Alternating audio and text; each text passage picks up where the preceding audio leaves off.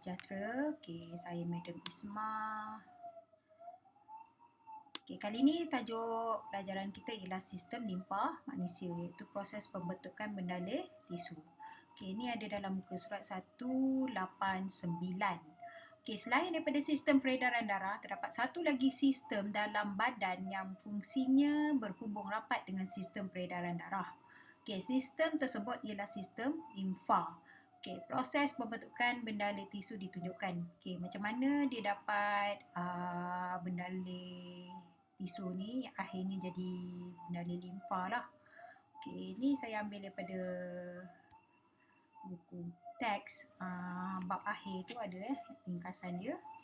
Okey, sebelum masuk semua-semua ni, kita belajar dululah daripada sistem peredaran darah ni. Macam mana bendalih tu daripada darah tu boleh jadi limfa. Okey, ni gambar dia dah. Okey. Ini adalah arteri. Ini adalah vena. Okey, arteri yang lebih, cabang yang lebih kecil ni kita panggil arteriol. Okey, ni kita panggil hujung-hujung ni lah yang disebut hujung arteriol kan. Tengah-tengah ni yang warna agak-agak purple ni, saluran ni kita panggil kapilari darah. Okey, barulah ada hujung-hujung venal. Okey, ni venal. Okey, cabang-cabang bagi vena. Okey, ni vena.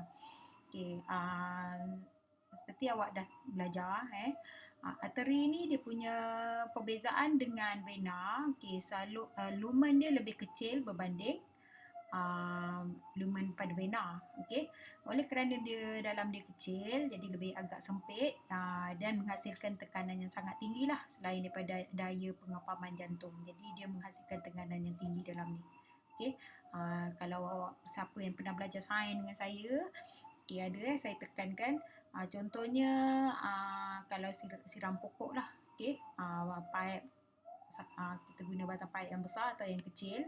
Okey, biasanya yang kecil ni tekanan air dia lebih tinggi, lebih laju berbanding air yang besar lah. Ataupun awak siram pokok tu, awak tekan hujung dia tu kan, jadi dia macam lubang dia jadi awak kecilkan, jadi sebab tu dia akan lebih laju gerakan dia. Okey, samalah juga arteri. Okey, arteri ni bila tekanan dia tinggi, jadi dia membolehkan plasma darah meresap secara berterusan dari kapilari darah masuk ke dalam ruang antara sel. Okey, plasma darah ni kena ingat yang ini. Ni ada dalam muka surat ni. Bukan darah yang keluar, tapi plasma darah.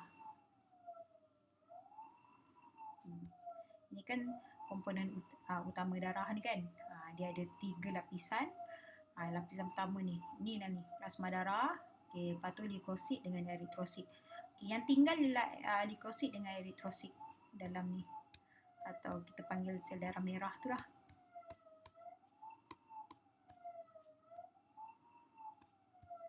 Okey, sel darah merah ni, bulat-bulat ni, dia tinggal stay kat dalam salur darah ni, kapilari darah semua ni. Yang meresap keluar masuk ke ruang antara, ni sel badan ni bukan sel darah merah ni sel badan kita. Plasma darah lah yang keluar. Ni macam ni lah kiranya. Ini adalah sel, sel tu kan bulat-bulat kan. Saya punya lonjong-lonjong. Tak apa bentuk dah. Okey, kan ada ruang. Jadi yang masuk tu ialah plasma darah. Plasma darah kat sini. Yang memenuhi ruang tu. Faham tak? Okey. Yang warna oranye ni kita panggil plasma darah. Yang warna purple ni tadi ni ialah sel badan kita lah. Sel. Faham tak? Hey, kucing saya. Okey.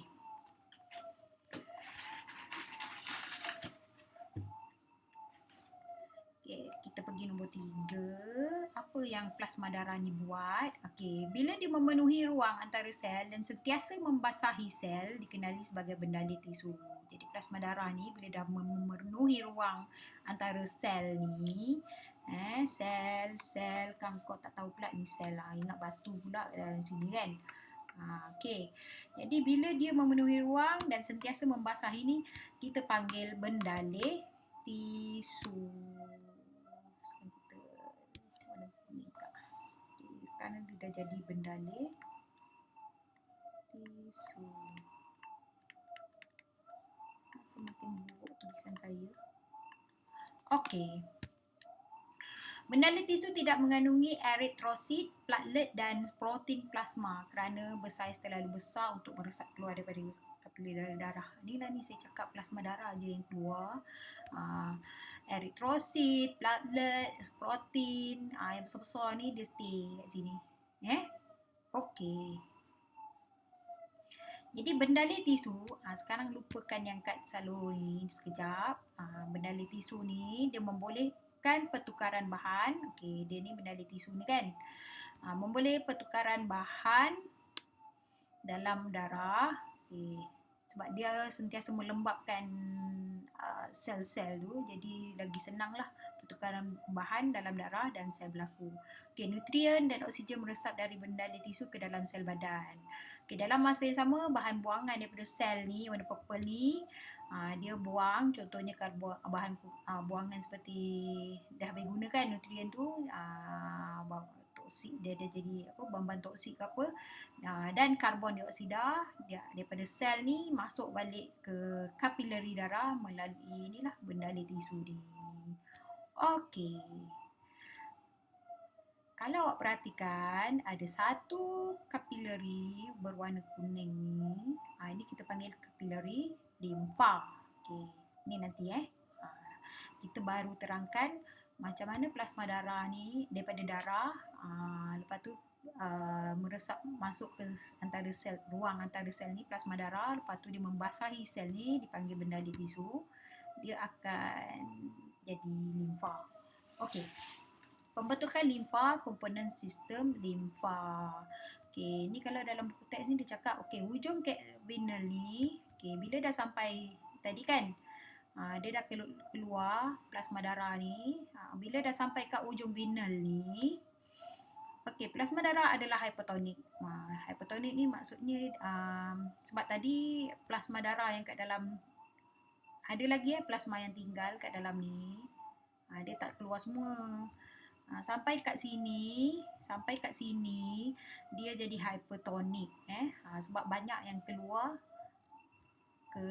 masuk ke dalam ruang antara sel. Jadi bila dah sampai kat hujung venal ni, dia jadi hypertonik. Plasma darah yang kat dalam venal ni jadi hypertonik.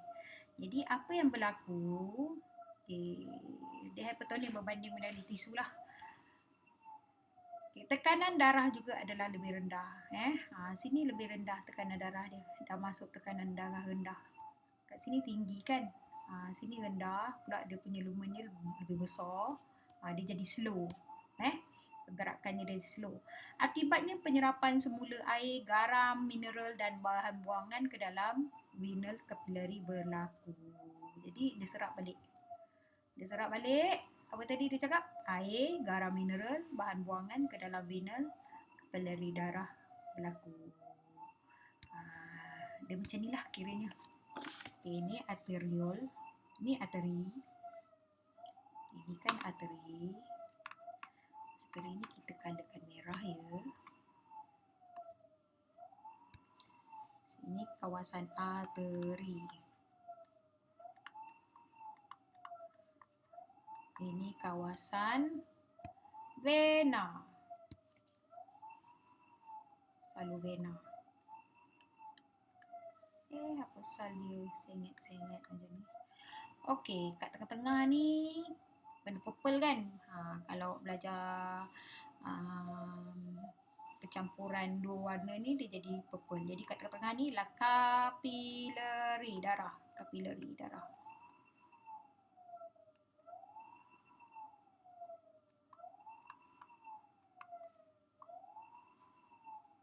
Mau pula. Okey. Arteri ni tadi dia jadi arteriol kan? ruangan sini, arteriol, cabang-cabang. Sini cabang-cabang kat kawasan sini kita panggil venal. Okey. Apa yang berlaku kat sini? Dia cakap tekanan darah dia kat sini tinggi kan?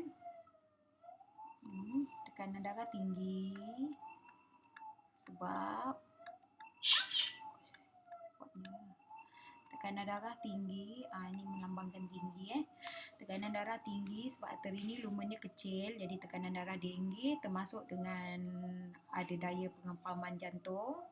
Jadi bila dia tekanan dia tinggi, jadi plasma akan keluar. Plasma darah ni dia masuk ke meresap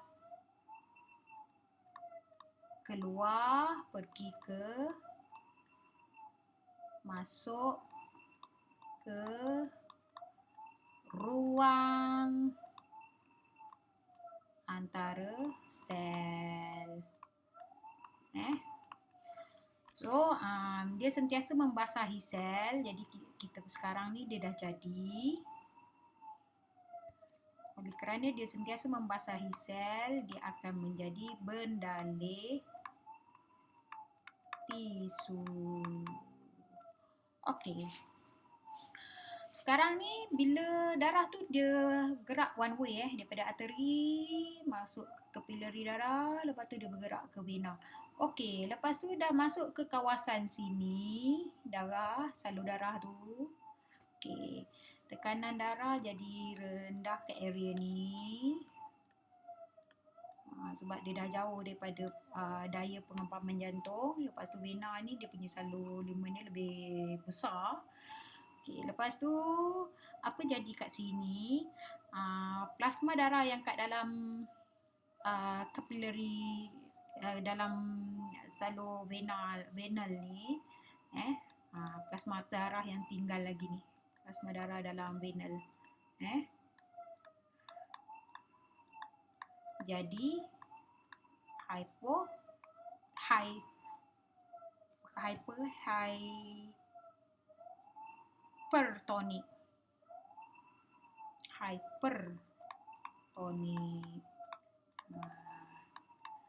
Jadi apa yang berlaku?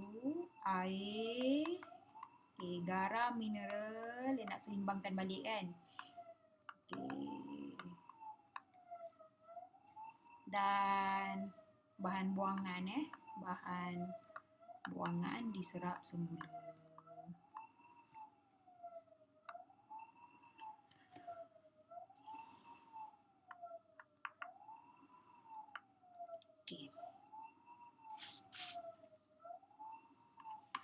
Ingat kat sini area ni. Okey. Sebenarnya bendalir yang keluar masuk ni, ada yang masuk balik ke dalam vena daripada arteri ni. Bendalir tu yang keluar dalam bentuk plasma darah, lepas tu jadi bendalir tisu. Dia boleh masuk balik. Inilah ni dalam bentuk air, garam, mineral ni. Okey, dia masuk balik 85%. Dia keluar ni sini kan. Dia masuk balik bendalir tu sebanyak 85%. Maknanya 100 tolak 85% tinggal 15%. Yang jadi bendalir ni, mana hilang gambar? Okey, yang ini yang tertinggal ni 15%. Ni ada muka surat apa ni? Sini. 85% daripada bendalir yang meninggalkan darah pada hujung arteriol, dia meresap semula ke dalam hujung venal sebanyak 85%. Jadi yang tertinggal ialah 15%. 15% ni dia boleh terkumpul sehingga lebih kurang 4 liter bendalir. Dia nampak seperti hilang tapi dia terkumpul. Yang hilang daripada kapilari ni, dia terkumpul sebenarnya. lebih kurang 4 liter lah dia terkumpul. Jadi 4 liter lebih kurang terkumpul lebih kurang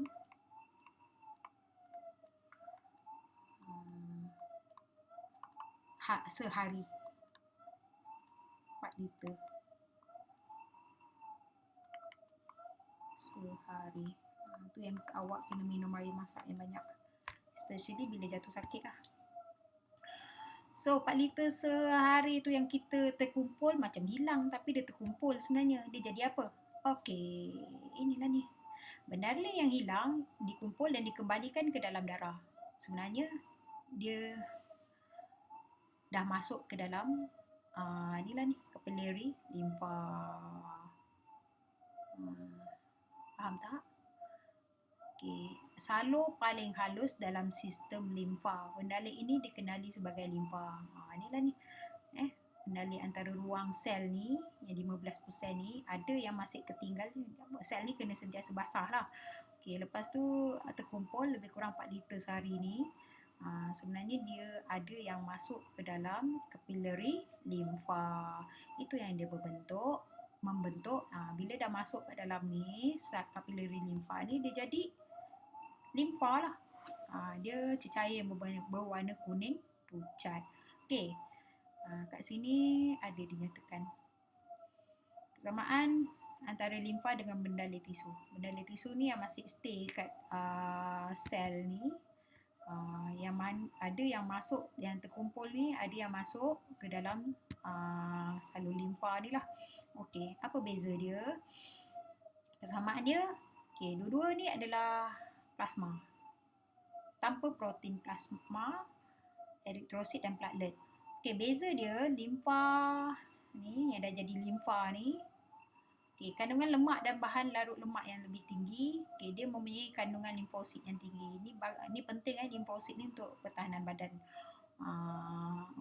Untuk membunuh inilah benda asing, virus ke, bakteria ke. Okey. Bendalih tisu, kandungan bendalih tisu ni yang stay dekat dalam antara ruang sel ni, kandungan lemak dan bahan larut lemaknya rendah. Okey, kandungan limfositnya pun rendah. Okey, persamaan dan perbezaan limfa dengan darah. Ni darah pula darah yang kat sinilah. Mana?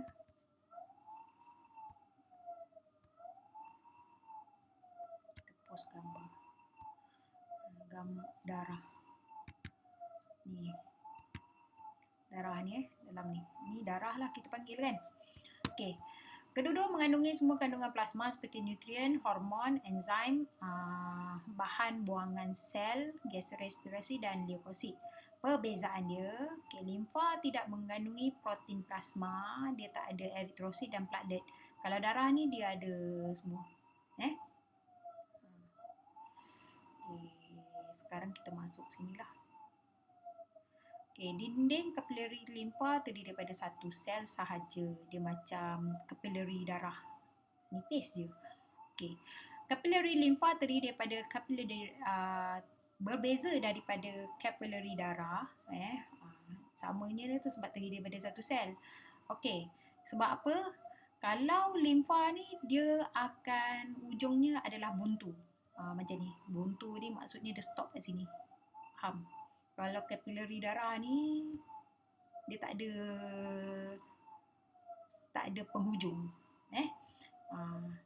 Kalau salur limfa ni dia ada satu yang penghujung dia lah. Macam ranting pokok. Macam tu lah. Dia buntu, tertutup sementara hujung ataupun tertutup sementara hujung yang satu lagi dihubungkan dengan salur limfa. Capillary limfa yang didapati di ruang antara sel bergabung membentuk salur limfa yang lebih besar. Di sepanjang salur limfa terdapat nodus limfa pada jarak-jarak tertentu. Inilah gambar penuh dia. So, ni komponen sistem limfa. Limfa tu, bendalih limfa tu, capillary limfa ni. Capillary limfa. Lepas tu salur limfa tu apa? Ni salur limfa ni dia akan bersambung-sambung. Capillary limfa ni hujung dia buntu. Lepas tu nodus limfa yang ini. Dia kata apa tadi? Apa tu nodus limfa? Okay, terdiri daripada organ-organ. Di sepanjang salur limfa terdapat nodus limfa pada jarak-jarak tertentu. Ni. Salur antara salur limfa tu kan, sepanjang salur limfa ada nodus yang bulat-bulat ni, kita panggil nodus limfa. Mana? Tak tulis pun nodus limfa. Agaknya sebab dia banyak sangat. Okey. Dalam dia ni, dalam salur limfa ni dia macam vena sebab dia ada injap. Injap, jadi pergerakan limfa ni adalah sehala. Dia tak boleh patah balik lah. Okey, sistem limfa terdiri daripada organ-organ seperti nodus limfa, limpa. Ni limpa, mana limpa? Limpa lain limpa ni organ ni. Limpa. Okey. Cholangiothymos. Cholangiothymos.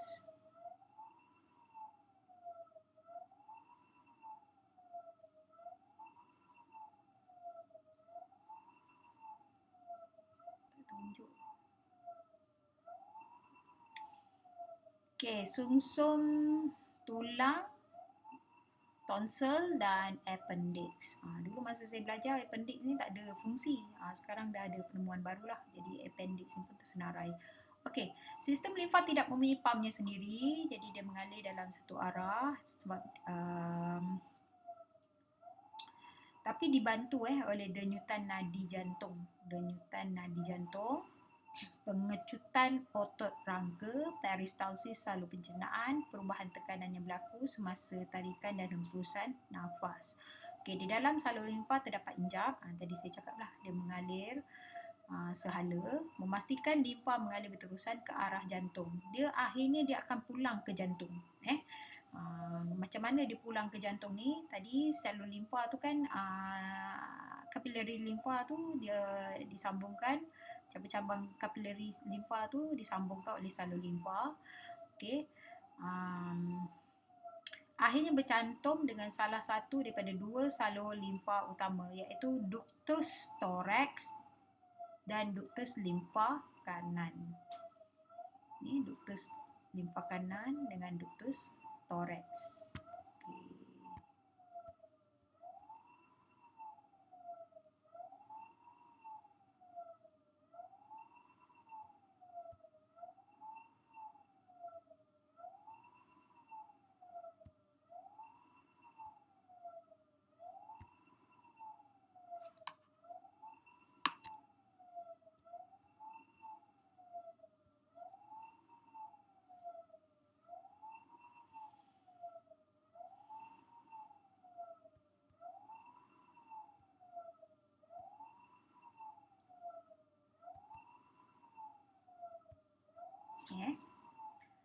Ductus limfa kanan, ductus thorax dengan ductus limfa kanan.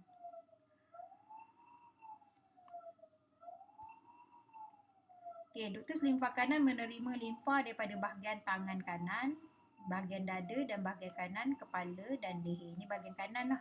Kalau yang ductus thorax ni menerima limfa daripada bahagian kiri, kepala, leher, dada serta semua bahagian yang badan di bawah tulang rusuk. Okay. Yang dia ni daripada belah kanan dan atas. Yang ni daripada belah kiri dan bawah. Okey. Yang akhirnya dia akan bendalir ni kan. Tadi bendalir tu asalnya daripada ruang antara sel, lepas tu masuk ke dalam kapilari limfa, lepas tu dia bergerak ke salur limfa, lepas tu dia bergerak ke ductus limfa kanan dengan ductus thorax. Okey, kalau daripada atas dengan belah kanan dia pergi ke ductus limfa kanan. Kalau daripada belah kiri badan dan bawah dia pergi berkumpul di ductus thorax. Okey, jadi dia akan bendalir tu akhirnya dia akan pulang semula ke sinilah, ke salur darah balik. Ni kan. Okey, mana?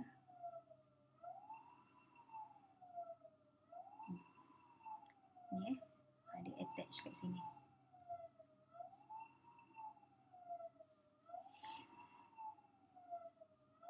Seterusnya, Dr. Storax akan mengalirkan kandungannya ke dalam vena subclavicle kiri. Dia pergi ke sini. Kita tukarlah warna lain.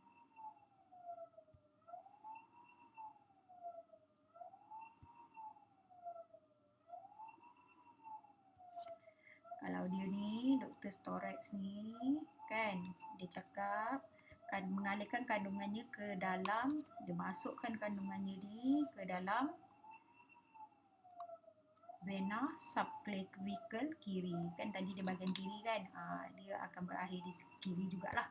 Okey, kalau yang Dr. Slimfa kanan ni, dia akan masuk ke dalam vena subclavicle kanan.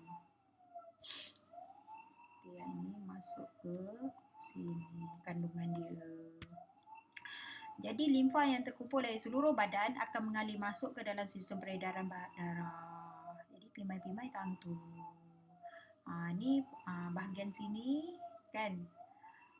Ini kita panggil peredaran pulmonary, yang sebelah sini kita panggil peredaran sistemik.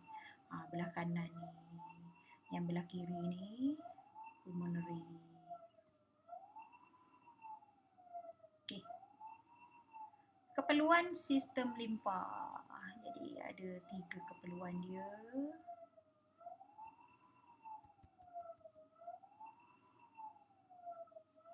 Okey, dia pelengkap kepada sistem peredaran darah. Okey, dia mengembalikan bendali tisu berlebihan yang berada di ruang antara sel ke dalam aliran darah semulalah. Sel ruang antara sel ni pun tak boleh banyak sangat bendali. Kadang nanti terlebih susah pula kan. Okey. Ni jadi tadi yang 15% ni yang terkumpul, dia kumpul kan. Dia pulang balik ke sistem peredaran darah lah. Okey. Komposisi tekanan dan isi padu darah dikekalkan pada julat normal. Okey, nodus limfa. Okey, ni ada satu nodus limfa ni, dia bagi tunjuk. Okay, ni nodus limfa ni, dalam dia ada limfosit.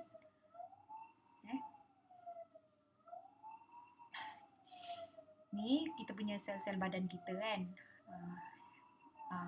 Bendalai antara sel-sel badan ni dia masuk ke dalam kapilari limfa. Lepas tu dibawa ke dalam salur limfa ni dalam satu arah. Dia akan lalu dekat nodus limfa. Dalam nodus limfa ni ada limfosit.